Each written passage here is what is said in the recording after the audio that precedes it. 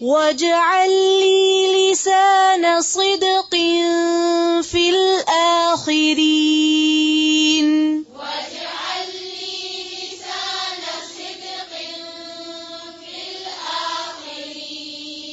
في الآخرين واجعلني من ورثة جنة النعيم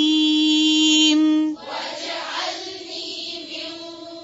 ورثة جنة النعيم واغفر لأبي إنه كان من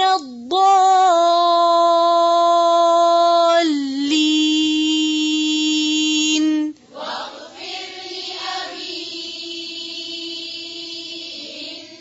إنه كان من